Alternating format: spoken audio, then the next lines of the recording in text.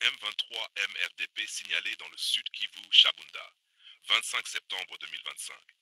Des sources locales rapportent que des combattants du M23, en coalition avec le MRDP, ont traversé et pris position dans la zone de Shabunda, au sud Kivu. Cette avancée intervient alors que les affrontements s'intensifient dans l'est de la République démocratique du Congo. Les populations locales expriment une vive inquiétude, dénonçant la montée en puissance des activités des groupes armés qui perturbent gravement la sécurité et la vie quotidienne. Les autorités militaires congolaises ne se sont pas encore officiellement exprimées sur ce nouveau déploiement. Rubavu. Le Rwanda a accueilli 314 réfugiés de RDC. Le Rwanda a accueilli 314 Rwandais qui avaient trouvé refuge en République démocratique du Congo. La réception a eu lieu à la frontière de Rubavu, où ces citoyens ont été accueillis par le président du district de Rubavu, Mulindwa Prosper. Nyarwanda baje ari 314 barimo abagabo abagore n'abana baje bavuye muri Repubulika Iharanira Demokarasi ya Kongo boroherejwe kugera hano n'umuryango wa HCR ariko bakirwa na Minema n'akarere.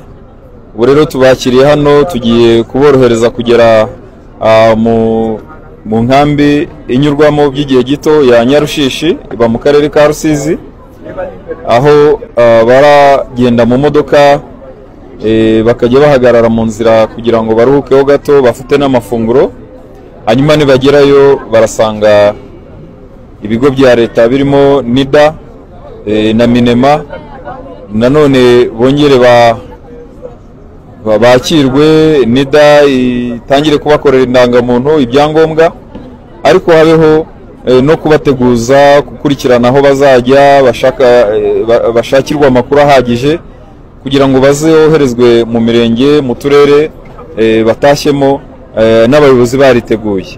Il est prévu qu'ils soient hébergés temporairement au camp de Nyarushishi, le temps de préparer leur réinstallation auprès de leur famille et de les aider à reprendre une vie normale.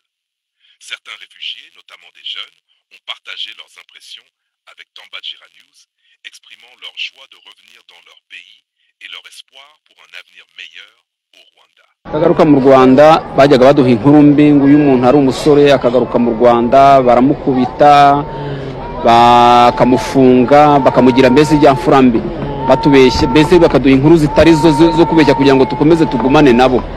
Abavuga ni bande na FDLR? Na FDLR na Bazarendo. Bono mfite imyaka 56 nazo nduye muri Perefegitura Ruhengeri komini Kinigi Sagiteri Tero Sevekare. Uyu munsi wabaga hehe? Ubu kuri ntawutse nturutse muri Nyiragongo aho bita Kibati. Nyiragongo wari amaze igihe kingana iki? Nyiragongo nari mpamaze hafi amezi 6. Mbere wabaga he mbere kuza Nyiragongo? Mbere ya Nyiragongo nabaga mu gashamba ka Burungu. Muri Burungu? Burungu muri Masisi? Uvuga ngo muri Nyiragongo mwabaga hano za Mujoga za Kibati mwabaga gana he muri Nyiragongo? Mbo hano imujoga nabaga hano imbere aho bita mbese nani hafi ya Mujoga tu. Hafi ya Mujoga? Kuko nabaga imbere ya Mujoga nkabishagaho. Ese burara mwabaga gute mubana na Bazarendo na FDLR ko zabaga muri la misozi ya Mujoga mwabanaga muti byari bimeze bite? Mbo njewe ngigera aho ngaho ntononge kuba mu shamba ninjiye mu baturage bahunga imbere ya Mujoga. Ariko shanje mu ishyamba mwarabanaga nabo kuko naho habaga Bazarendo? Bazarendo twebwe twabonaga urumva unga iburungu hari ahantu umuntu yabaga atuye ariko hatagera abasirikari kandi hari nk'abaturage bakeya. None wowe ukamera nk'umuntu wishe muri abo baturage ubwo ukabona nabo ari uko we usohotse wasohoka bakakwikoreza inkwi wasohoka bakagukoresha amasaro ngo atagira uko asa buri kimwe cyose. Umaze imyaka 31 uba muri Kongo, wagiye ufite imyaka ingahe? imyaka nagiye mfite nayibuka. ubu ufite 56 uvuga ngo wajye ufite imyaka 25 n'umusore rwose. Niho washakiye? Nari mfite umugore twari tubyaranye. Yego. Tubwire rero kubera iki watinze gutamuze kandi u Rwanda ruvuga ko ari amahoro iwanyu mu Kinigi ntushobora kwamenya hari ama etage menshi beze harahindutse kwamenya aho naye ndakeka ko ntahamenya pe napfa kwamenya. Yego tubwire rero impamvu natinze gutaha twumvaga amakuru wabaga wegereye nk'ahantu ubonye akaradiyo waje kugeraho ugasanga bafite nk'umuntu umuyefudere nangwa se nk'umunyatura nangwa se nk'umuki mbo baje kukubona bakaba barakwamaganye. Ntabwo bashaka kumva radiyo ntabwo twayumvaga. Bababwira ngo iki? Baratubwiraga ngo nta muntu ugomba kwinjira mu Rwanda, nta kiniki ngo ejo turaja gufata u Rwanda ngo tuzagenda tujanye buri kimwe cyose. Natwe rero urumva umuntu utarize, umuntu utagize gute, natwe ibyo batubwiye tukakira ibyo ngibyo ko twari tumeze nk'inka. Uvuga ngo FDN yabujije gutaha mbere hose muri rusange. Babwira ko ishaka kuzafata u Rwanda. None se ubu bari hehe uyu munsi ko mwe mutashye bo bari hehe? Kugeza n'ubu ngubu aho ninjiriye hara muri muntu uza muri Kibati nta nubwo ndabona ku mu FDL. Nta nubwo wumva n'ibyawe se baracyari aho bahoze se? Sinakubesha aho bahoze ntubajya bari rukanze. Aho impamvu igereyo bari rukanze. Maniraguhezira. Maniraguhezira uturuka hehe? Navukiye muri Perefegitura Gisenyi, Komine Kayove, Segiteri Busanza, Serere Rutu. Ubu wari utuye hehe cyangwa wari wahungiye hari hehe?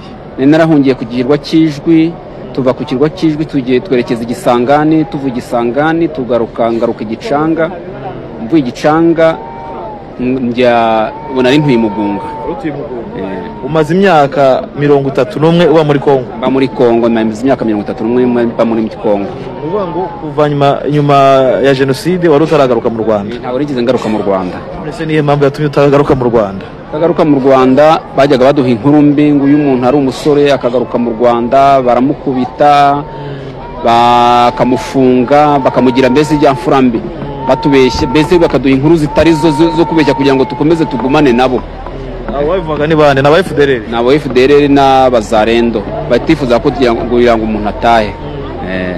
None byaje kugenda gute ngo mubigobotore mube mugeze mu Rwanda? Kugira ngo ntahe nigorobotero ngere mu Rwanda mu minsi yashize data wacu yabaga Igicanga, yari umusirikare mu ngabo za Habyarimana, aza kumpamagara ko twabanaga ariko nge nari mu Kigoma yarasigaye Igicanga, arampamagara amya ati sha nge naratashye nawe shakisha ukuntu wataha. Ndamenya wowe wagera mu Rwanda ubwo ntago bakwishe? Arambye ati ndi muzima n'ubuzima bwanjye navuye muto bampaye n'amafaranga, nawe taha ugaruke mu Rwakubyaye uze wubaka u Rwanda rwacu, iwacu mu Rwanda ni amahoro. Ubwo nawe mpita mfata umugambi wo gutaha n'umuryango wanjye wose.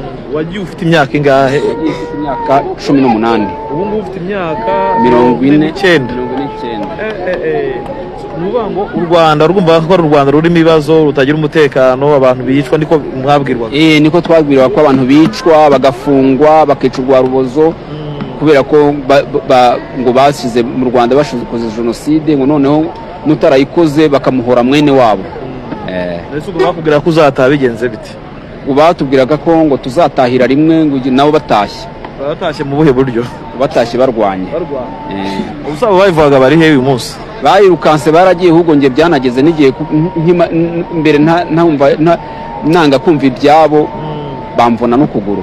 Baragukubise bakuvuna ukuguru? Barankubise bamvuna ukuguru. Ingurube nari ntunzi, inkoko, amateleviziyo byose barabijyana, byabaga mu nzu byose barabijyana, bahita bamvuna n'ukuguru ubundi kajorite. Ubwo byagenze gute? Wanze kujya mu nama zabo? Nanze kujya mu nama zabo, nanga no kubaha ubufasha, intwererano yo kubafasha kuko ndavuga ntabyo nzajyamo kuko navuye mu Rwanda ndahazi, ibyabaye mu Rwanda nta nakongera kubisubiramo. Tubwire rero uyu munsi wa none utashye wabaga Mugunga? Niho wabaga? Niho nabaga Mugunga. Byari bimeze bite kugira ngo wisange mu maboko ya HCR ugomba guhita kuza hano mu Rwanda?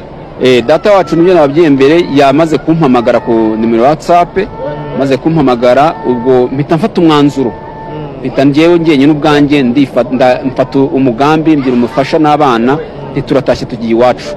Ubwo mpita manuka njya kuri HCR baranyakira ubu hano kano kanya nkandagiye mu butaka bw'u Rwanda. Yego rero tubwire u Rwanda warubonye ute? U Rwanda rumaze imyaka 31 utararugeramo, uyu munsi rugezemo, natwe urimo uratubona turi abanyarwanda. Warubonye ute u Rwanda? Rwose ndi kubona u Rwanda rukeye, hari imodoka, hari amazu meza, mbese u Rwanda ndi kubona rukeye, ntago ari nk'iyo twari dusanzwe tuba. Iyo twari dusanzwe tuba ni ahantu h'ubucafu, ariko ndi kubona hano ku muhanda hari ahantu hakubuye, mbese n'abantu baho ndi kubona bakeye kurusha abo twabanaga.